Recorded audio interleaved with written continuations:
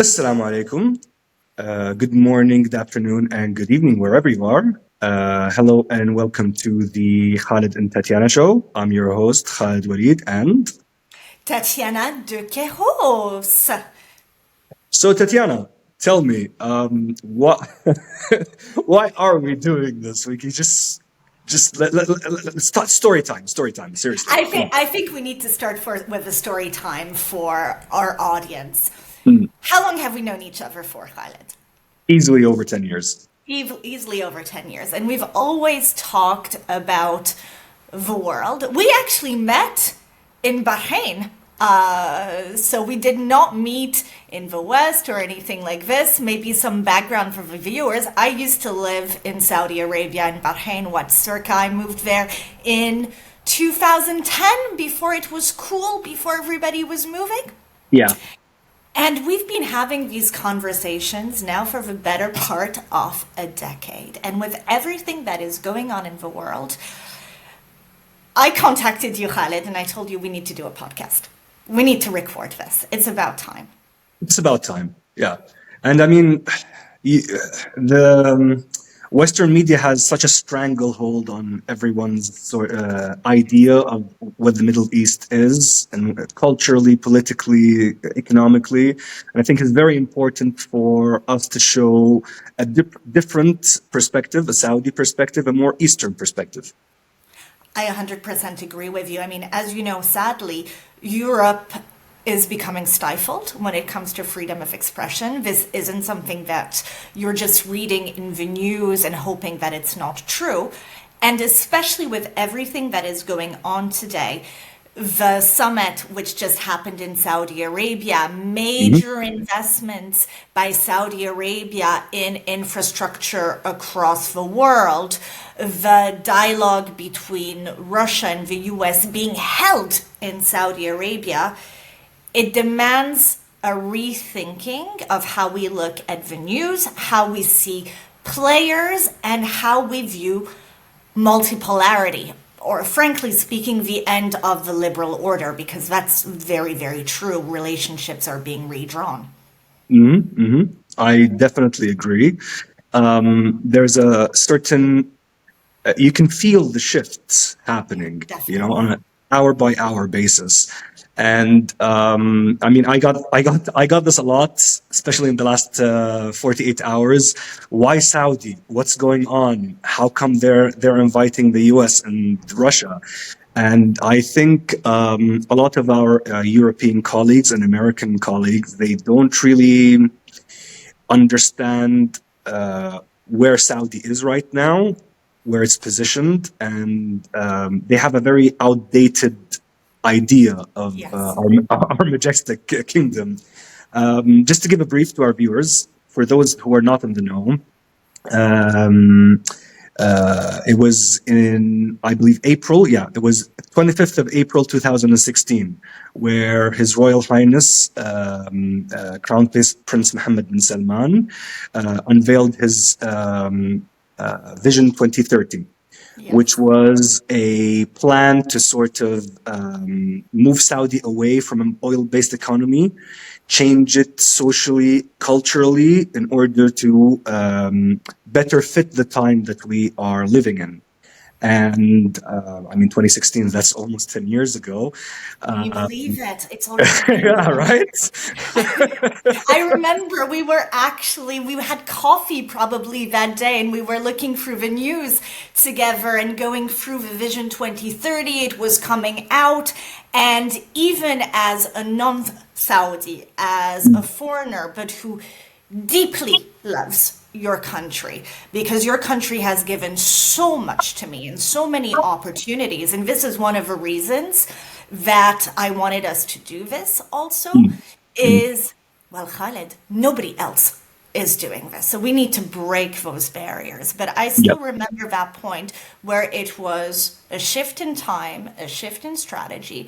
Saudi Arabia was shedding and loudly shedding, we're not what the West thinks we are, and we value our people. So why don't you tell us a little bit more about Vision 2030 and a decade down the line? Well, I mean, you remember how Saudi was. Women couldn't drive. Not a lot of women were working. Not many And modernize the I mean, drive. yeah, right. And, there was, look, even His Royal Highness spoke about this in an interview. He said, we were doing things perhaps not really in the correct way for a very long time. So changes need to happen. And now, almost 9 years down the line, we have our aim for 2030 was 30% participation of women in the workforce. Yeah, We actually broke the 40% I barrier. agree. Yeah. 55% of our economy now is non-oil based. Imagine that. We opened up our country for foreign direct investment Yes. and tourism. We have a top-notch e-government. Even some Japanese tourists, when they come, they say, "You know what? Yeah, wow, you can pay with everything on the phone." I said, "You can do that in Japan a couple of years, like decades ago." And I wasn't aware that they had multiple payment systems. It wasn't all All centralized. integrated into, because Yeah. it's legacy systems. Whilst I have to say Saudi Arabia and the Gulf in general started with an infrastructure which wasn't there and was immediately able to Mhm. digitalize.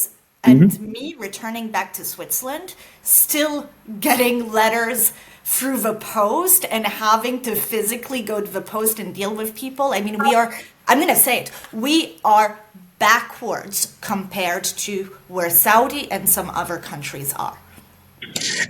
And also, this, just to be completely fair, that's the problem with legacy systems wherever you go. You can't just overnight, just out with the old, in with the new.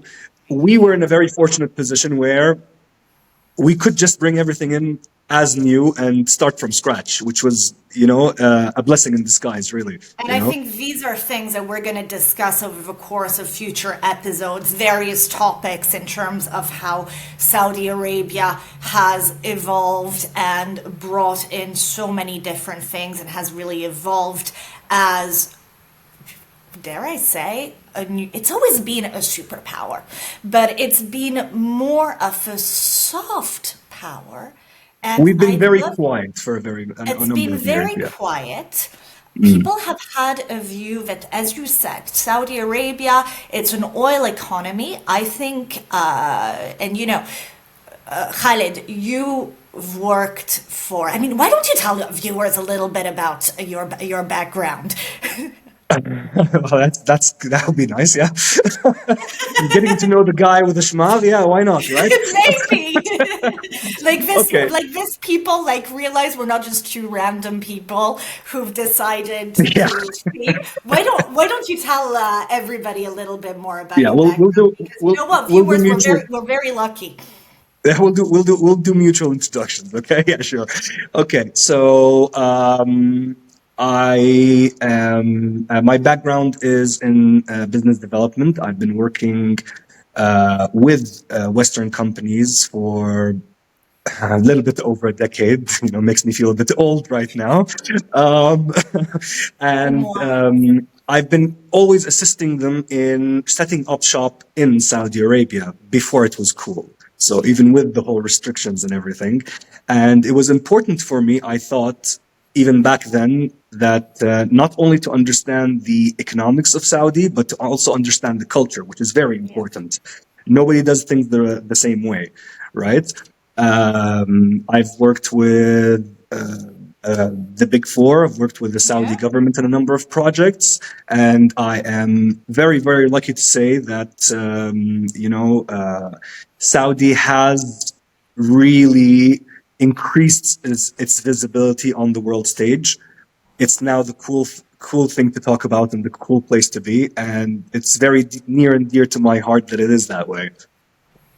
And this is why we're so lucky to be here. Maybe I'll tell the viewers. I briefly mentioned that I worked in Saudi for a little Hmm. bit. I actually started my career in Saudi Arabia, During the reign of building. King Abdullah, Allah yarhamah. Yep, yep, Yes, yep. under the late King Abdullah, Mm.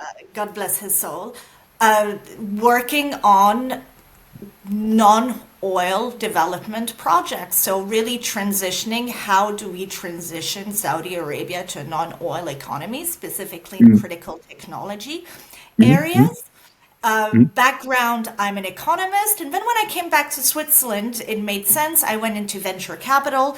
So I've always been at the intersection of where government and Mm, private capital interact. And I think this is going to be very important to the conversation today definitely. because, Khalid, there was a people have been calling it a peace summit. I don't want to call it a peace summit. I don't think it was a peace summit. It was a summit between the US and Russia, which Mhm. was historical.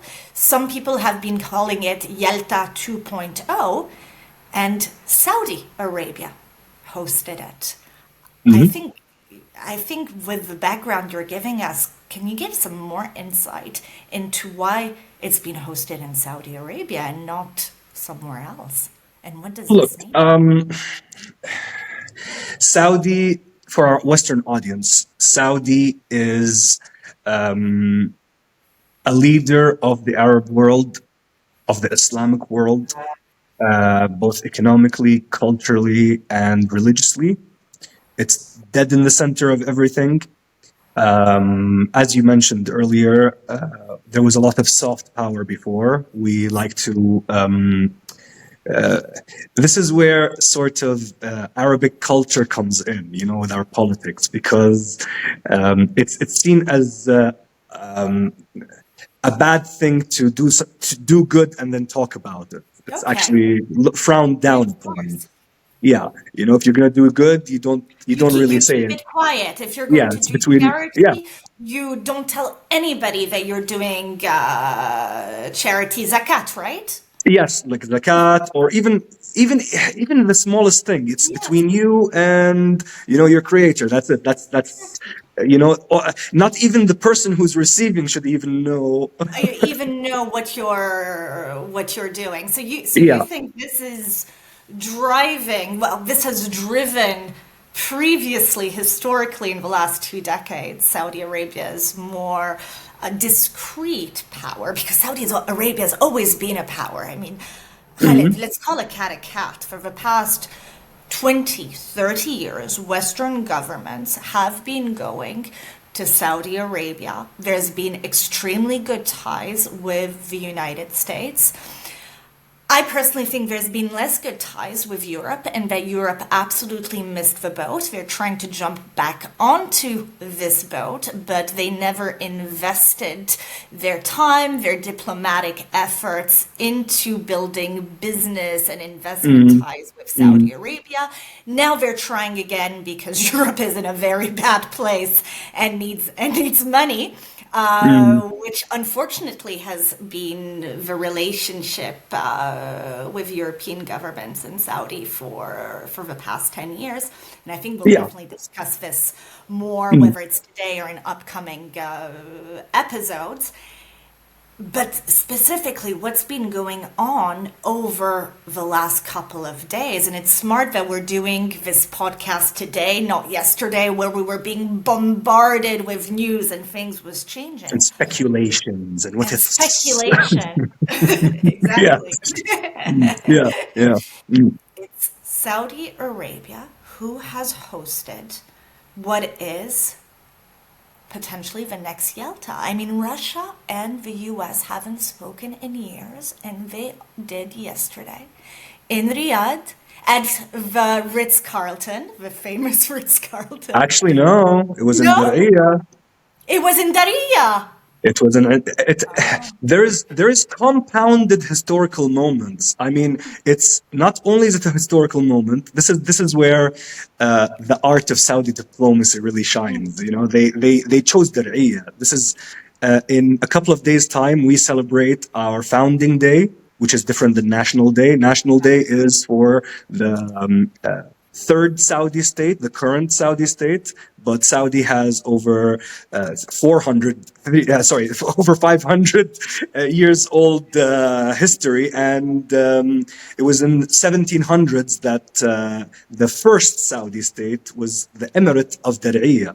So it's historical on many different levels. Yeah, yeah. So That's mm, fascinating. yeah, It was a Russian delegation then who was staying at the Ritz-Carlton because I recognized those damn horses. yeah, yeah. And And all the wait, gold Khalid, embroidery, right? what do Yeah. you think?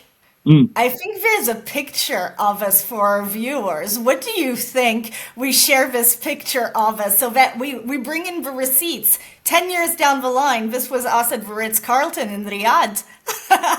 There you go. We haven't I, changed. I looked a lot younger back then. Shh. Mm. But no, but Mm. for me, I'd love to hear really The now reason why. let's get into the meat. Why Mm. Saudi Arabia? Okay, so as I understand it, there were two different locations that they had in mind that were proposed.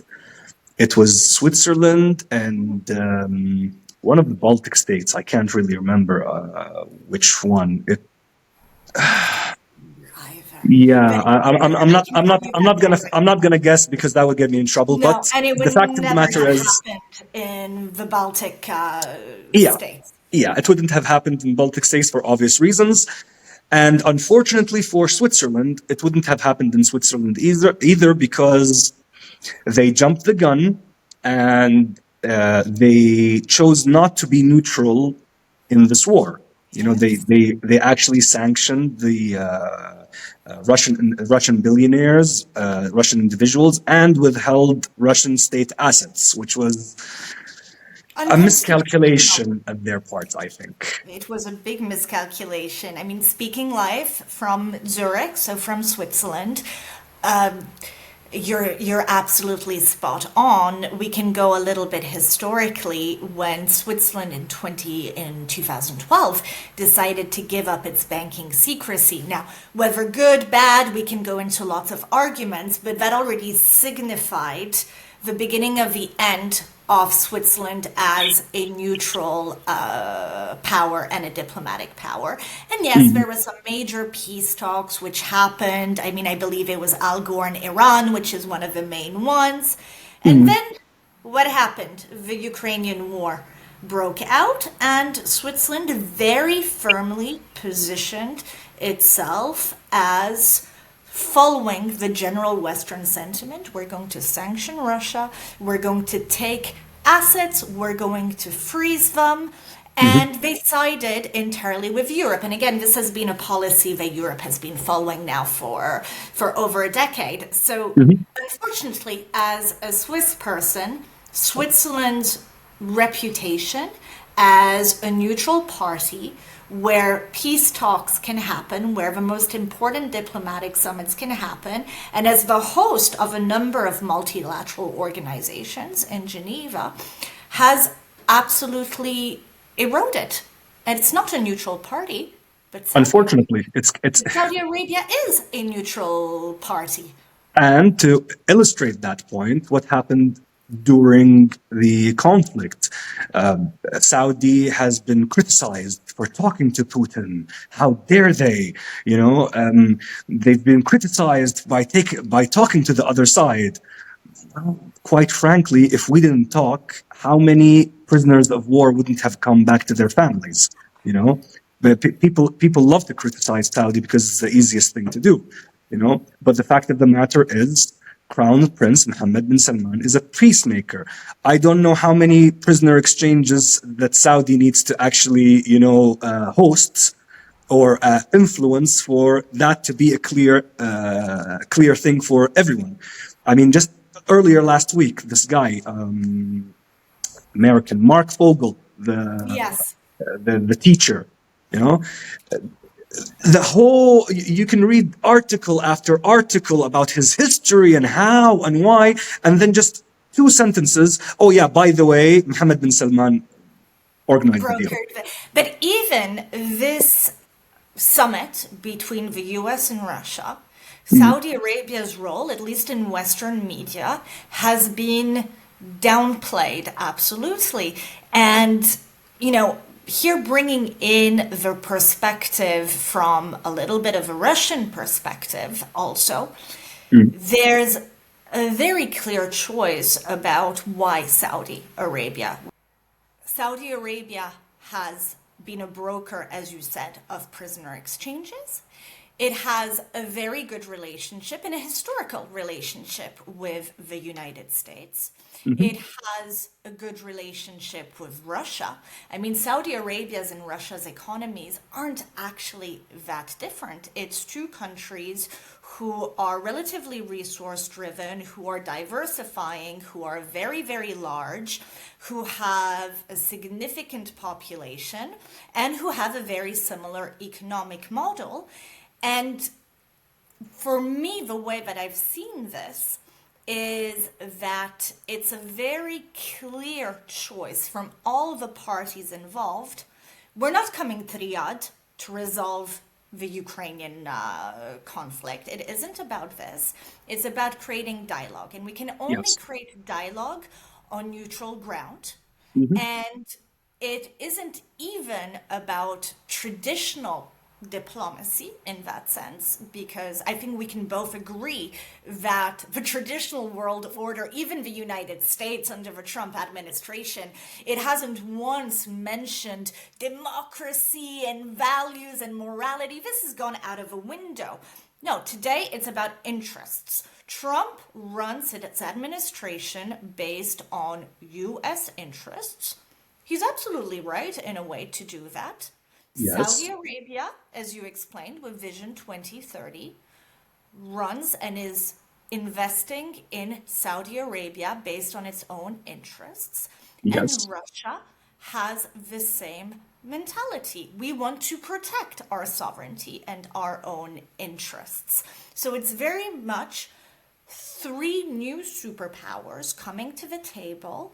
And the way that I've interpreted the outcomes of this, it's a new dawn, a new era of economic statescraft. Yes. And also, I think also it's really important to highlight that, look, when in the 1990s, we only had one clear unipolar Yes, big dog that says one thing and everyone needs to follow, right? We've gone past that age now. It's done. Now it's it's a multi. We're stepping towards a multipolar world. yes, Um, in the previous age, there was only one clear winner. It's a zero sum where every one winner and everyone else needs to lose. But I think it's also very important to mention the role of China in this with their oh yeah, of course, Belt and Road Initiative. They're building railroads and ports, and it's a sort of win-win situation for everyone. I will always say, and I will always hold them in the highest regards because they finally helped us take the right steps with Iran. yes. Iran has always been, there was always this sort of geopolitical give and take with Saudi. And I personally believe that, because of this win win attitude, we have now the peace with Iran. That's, alhamdulillah, thank God. It's been lasting, ever since we've actually put that pen on paper. Well, you mentioned, zero sum game. I actually still think that it's a zero sum game, but there are some states who know how to play it better than others and who've realized that it's a zero sum games. I mean, let's call it cat a cat. The US cannot be involved in two to three theaters at the same time. No one can. This conflict in Ukraine has, I mean, it was initiated by NATO and the US, and it's going absolutely nowhere. And Trump is smart enough in that sense to realize this is a losing game for the United States, and frankly, it's a money pit, and we need to get this out. And having more solid ties and a dialogue open with Russia places the United States, enables it to compete against China. And this is the United States stance. When you look more in terms of industry, in terms of competition, in terms of technology, this is the United States' primary concern. How are we going to compete against China? How are we going to remain the most powerful country in the world? And I think this is where it's shifting, where I would like to believe there can be a number of different economically powerful countries in different regions. It doesn't have to be concentrated just with one or two countries. Well, this Or is where we're going to get into a bit philosophical and how things are going to look like a bit in the future. And I think judging by our previous conversations on the topic, we both kind of align on yeah, how we're going to see an erasure of unipolarity and more of a sort of regional powers yeah. and regional power structures. So I don't think just because the US is going to play with Russia nice right now that they're not going to cause issues in the future with the Arctic. You know, it's It's I'd interest love. based. Right now, the interests of the US are to start a dialogue with Russia, and this can only be a good thing. But here's the thing: culturally, Russia and the US, there's a misunderstanding. There's a misunderstanding which goes generations, which really Mhm. goes generations, which goes 80, 90 years. There's also a little bit of a tendency to rewrite history. Who's the good guy? Who's the bad guy? Maybe the shift now, as we were saying, because getting them around the table isn't based on ideology. It isn't democracy in the free world versus communism. Yeah, the Red Scare. There can be at least, Sergei Lavrov, Russia's foreign minister, who was present yesterday, said something which is very important. That was the major outcome of this summit. It's about listening and it's about understanding what the other parties want. And for that, Saudi Arabia has always been a great listener and a great understander and being able to bring people together. Well, we're very accommodating. Arab hospitality and what have you. So, from the way that I've seen it, we were saying there's been so many news every day. I've actually never seen news cycles which are going so fast every hour. And Mm, you know that mm. last week I was at the Munich Security Conference. And I mean, I heard. you've seen the videos. You've seen the videos of the German minister, which we'll put just right here.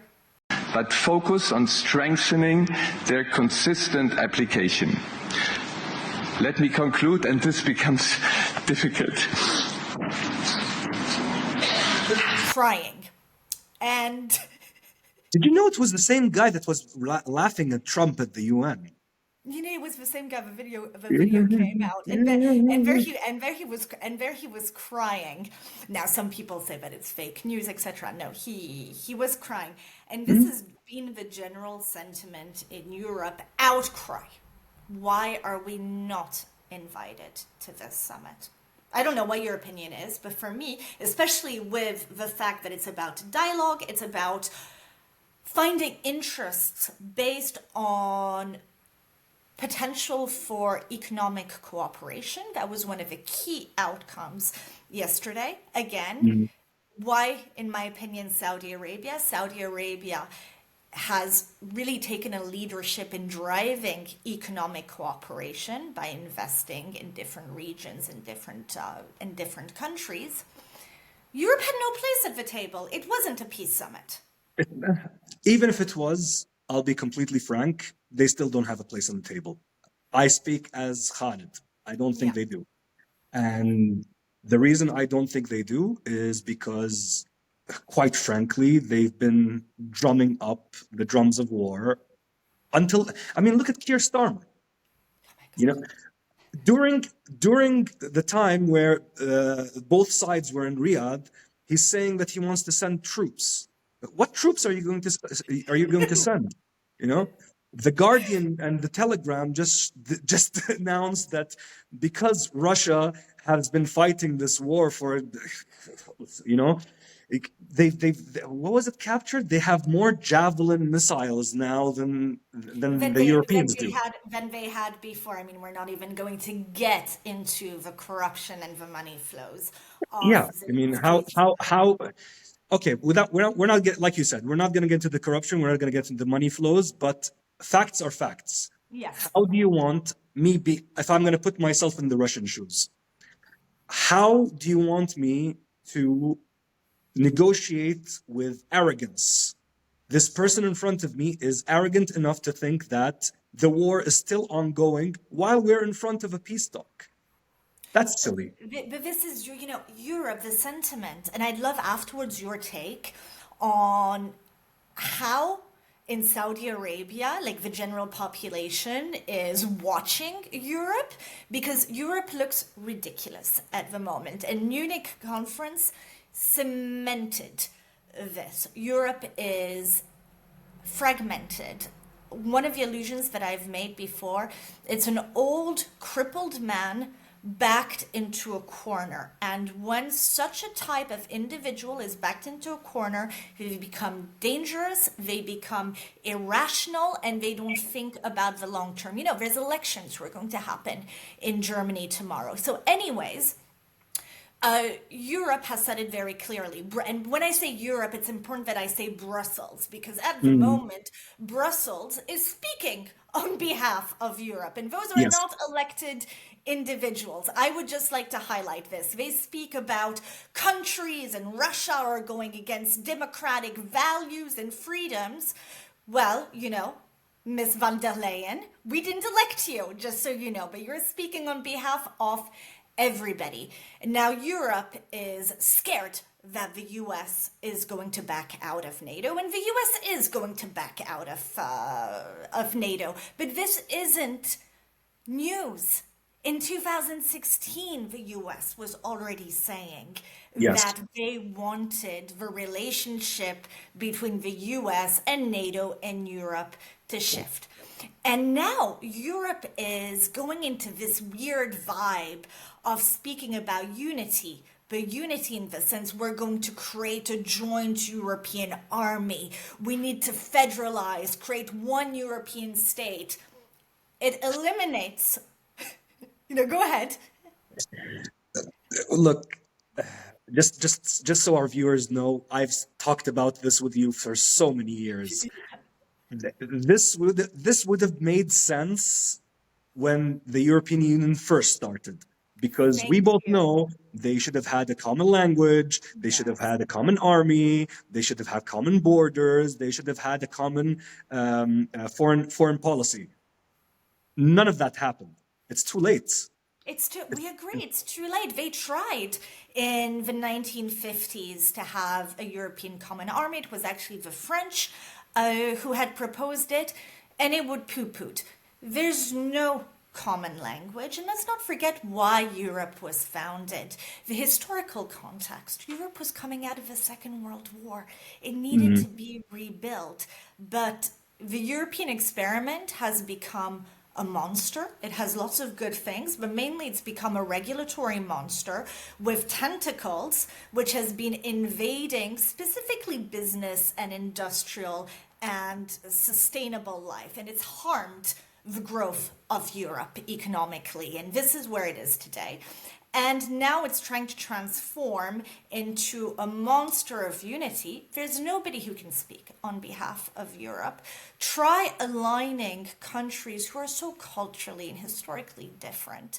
And Europe wants war, unfortunately. And I'll tell you why, at least from what I'm seeing in my professional circles, because they see it as the magic bullet to growth. If we invest in defense, suddenly we're going to get industrial growth. And no, the only thing that they'll have is instability.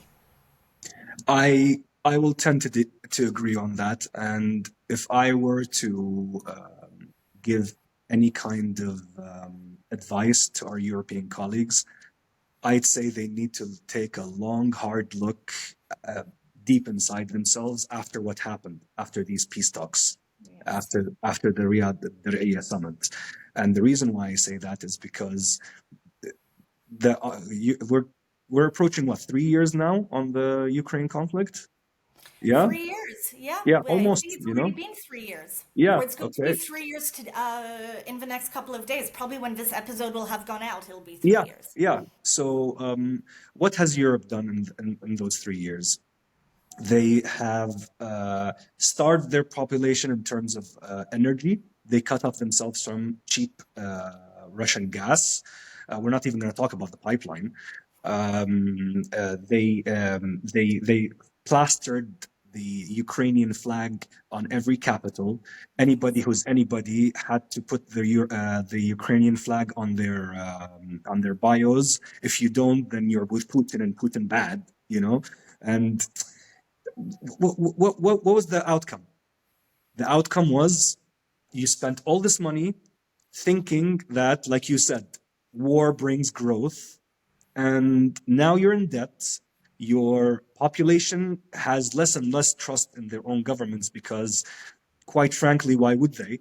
They were told one thing and another thing happened. And really, it's time to really reevaluate where you are and what you stand for. Because as somebody from the Middle East looking at Europe, in the 1990s, I could have said that, you know what, yes, as a bloc, the European had a sort of autonomy Yes. from US foreign policy. But now it's kind of like the tail that wags the dog. It's the fact of the matter. It's The it's US, the cousin. yeah. Nobody wants to. I mean, you saw the news yesterday. Mm. Uh, Europe didn't have a seat at the big boys' table. That was plastered all over the news. And it's exactly that. It's, the ugly cousin nobody wants to play with anymore. I see it a different way. I see it as they were played. They I were. look. I wasn't privy to these conversations, obviously, but I'm pretty damn sure that behind closed doors, certain promises were made, and when it came time to collect, It didn't happen. And yeah, Europe, like, this is one of the main problems of Europe versus, the US is starting, you can say what you want about Trump, around his politics, around his choices and how he acts, but he is creating a unifying vision for the United States. Make America great again. It isn't exactly as compelling as the Vision 2030. It definitely isn't as detailed and has clear strategic goals, but it's around reindustrialization. Let's make the United States a global economic strength. Let's start producing in the United States, etc. Europe has no such vision. And a lot of countries have no such vision. They do not know in which direction they're going and what is happening. So if you have no vision, you have nothing to put on the table for but your that own also comes in, I think, Tatiana, from the nature of how it's structured. It's not a centralized well. block. Everybody has, and it works for them. Everybody has their own internal national needs. They have a checklist they need to go to, and they have to go back to their constituents, people who voted for them, voted them into those positions. And it's very difficult to have a unifying vision when your neighbor doesn't even speak the same language, and you can't even agree on what is best for all of us. Because easily somebody who's right wing coming in France, and somebody who's very lefty and he's in Germany, they're not going to have the same kind of politics, and they won't see things as important as the next person would. But going back to the point where I was making, the very choice of who, at least from Russia's perspective, who they sent as part of this delegation, and it included the head, the CEO of Russia's sovereign wealth fund, Russian Fund for Direct Investments. You obviously have Saudi Arabia, who has one of the world's, if not the world's, most powerful and well-structured sovereign wealth fund. And then you have the United States, who only 2 or 3 weeks ago announced that they were launching their own sovereign wealth fund. So is it fair to say that it was a meeting between 3 different sovereign wealth funds? It's a meeting of deal makers. It's a meeting of deal makers where deals can be made. There's an alignment, as I've said before. It's deal making over ideology. It's being able to align on resources, on neutrality, on what are our common interests. And if ideology doesn't cement people together, and it isn't, because as you said, the world is changing. Well, but we can all agree on one thing. Tell If me. it's good for business, it's good for us. If it's good for business, it's good for us. Exactly. And I think this is moving forwards because there's been so many armchair analysts. I've actually never seen a war where there's been suddenly people left, right, and center popping out of dark corners doing analysis. I'd like to say, Khalid, we The actually Twitter do analysts. have something constructive to bring to the table.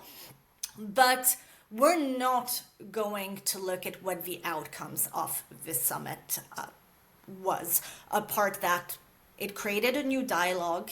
It's definitely is the start of thawing relationship. And this is something which Saudi Arabia, do you think, is going to continue being incremental to? Yes, I think we've only just seen the tip of the iceberg. I think that Saudi has a very clear plan to expand its influence on the world stage. Actually, not even expand its influence, just make it more visible. Because, like we said earlier, it was a very much soft power. But now we're going to see a lot more of hands-on approaches. You're going to see a lot more Saudi involvement in world affairs. I think the Americans are taking the right steps by accepting the Saudi invitation. Because, quite frankly, any deal that Saudi would not be included in, I personally believe would be doomed to fail, because there's definitely going to be a blind side that you're not going to see if you don't involve the Saudis. Because it involves so many other regions. Today, it was the US and Russia. Tomorrow, it's going to be India. It's going to be Asia. It's, wrapping up. It got lost a little bit between the Munich Security Conference and what's going on. But there was the AI summit in Paris last week, and Saudi Arabia announced some major, and when I mean major, we're talking tens of billions Oh, yes. of investments In AI firms, yes. in artificial intelligence. And I can tell you, coming more from an investment side, this is something that maybe people outside of the investment community don't see as much, but I think this should definitely be something that we talk about more in the next episode, because Saudi Arabia's role in the new technology race, it's an underdog to look out for in a very good way. In a very good way. I think that's the perfect sort of segue to our well, it's not segue. Exactly. To stop, because this is one of the things that we were scared about. Because we can speak, sometimes our conversations last 2 or 3 hours, and we said, no, Khalid, we have to be very tame. we have to limit ourselves because what do we want, Khalid? Who is this for? Well, I'd say this is for anyone who's looking for a different perspective. The the news is now all of the Western media is very focused on a very specific narrative. I don't think they own the narrative. They might own the microphone, but they just don't own the narrative. You stole this from me. It was going to be your catchphrase. Guys, what do you think? Should this be our catchphrase? Yeah, go ahead. Let's hear it more from you. You came up with it. Let's hear it. Well, I do believe that there needs to be another narrative. I especially think that there's no other Khalid and Tatjana. I want people, well, there isn't. Well, no. I want people to, I want this to be accessible. Because there are so many podcasts and shows where people take themselves very seriously, and you don't want to listen to this when you're driving in your car. So, guys, we want you to be listening to this when you're driving in your car to a majlis, when you're in the train going from Brussels to London. If you're curious about the perspective, specifically from Khalid here, from what is going on in the world. Because let's be a little bit more less centered around our own belly button. There's a big wide world out there, and we're gonna blink and it's gonna change. And we want it to be fun. Yeah, Don't we? We want to have definitely. Definitely. I've been smiling throughout the whole thing, so I'm fun. hoping So have I. I'm hoping you're having fun.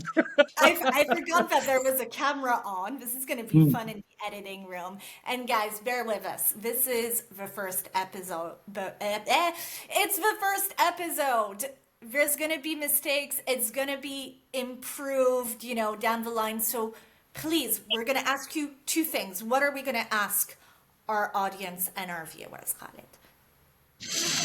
Well, please like and subscribe. Yes, please Yeah. like and Well, subscribe. buy us a cup of coffee. Buy a cup of coffee. Sign Yeah. up, support us to our Patreon because we're going to be offering you some exclusive goodies, some behind the scenes. So the more you get the word out, that you share this, if you believe, and we really strongly believe that this narrative, as we said, the West doesn't own the narrative, it just owns the microphone. So what are we doing, Khalid? Are we taking it back? We're taking it back. And finally, one last thing, guys, as we're developing this, not only like and subscribe, but leave your comments. How often do you want us to do this? We're thinking at the moment once a week, but who knows, maybe more. If you support us, we can do this more. Also, what And topics you'd like us to talk about? Yeah, yes, is it more political? Is it more cultural? We're speaking in English, so obviously I'm trying to appeal to Western audiences. What more do you what specific angles do you want us to cover? yeah. It'd be very helpful. Yeah, for sure. And speakers, what speakers? Because we imagine having guests also.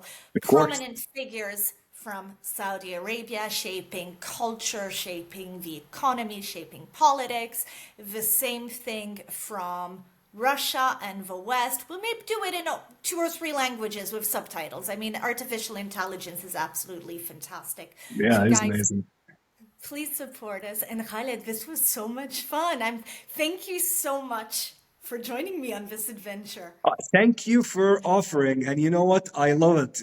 I've had a lot of fun. I can't wait to see where this goes from here. Yeah. See you next week. See you next week. Everybody, thank you for listening to. Khalid and Tatjana. See you next week, everybody.